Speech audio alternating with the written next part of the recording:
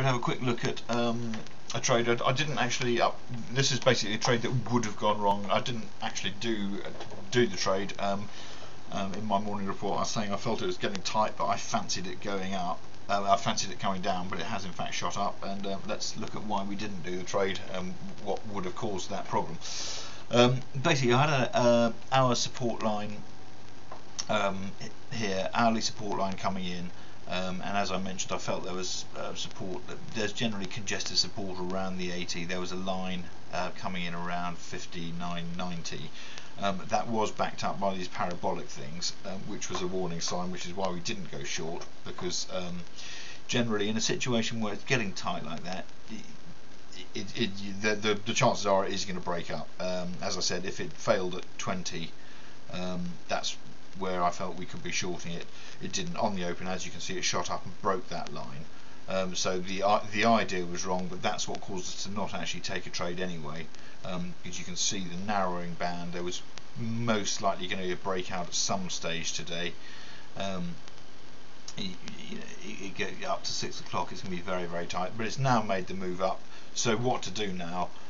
Well, obviously it's finding resistance at that level there. The high from that day is 54.8, 56.5, and we're now just breaking through that.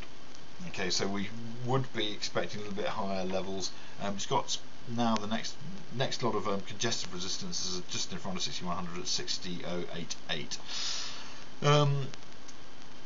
The line you would be looking at now is support is now going to be at the 35 area, which we've mentioned several days in a row, and then again on the bottom on the top of this downward facing trend line there should now be support.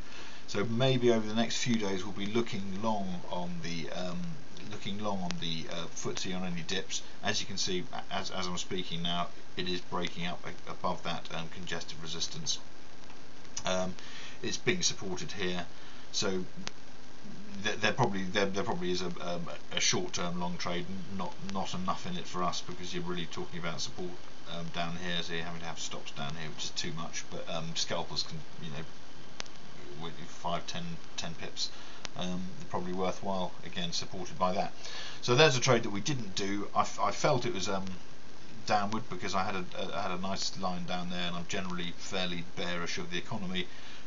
Couldn't take the trade because the band was too tight. There was support there, so really would have been looking to either trade it short there or there once it had broken that line down, looking for a retest of that. But this support has held. It didn't make a new low, which was 59.38. Yesterday it got down to 59.48. As you know, yesterday we were short, and I said, looking to be short. We had this band at 35, that was the level, short in front of 30, 35 again, and we were looking for 59.50, which is what it came to. We'll do another one later, but yeah, so that's why we didn't do a trade. It went wrong. What to do when it's wrong? Right, it broke the line, that's wrong. You would have had your stops around there, because basically once it broke the line, the next logical place was 60-50 area. Okay, update later. Thanks.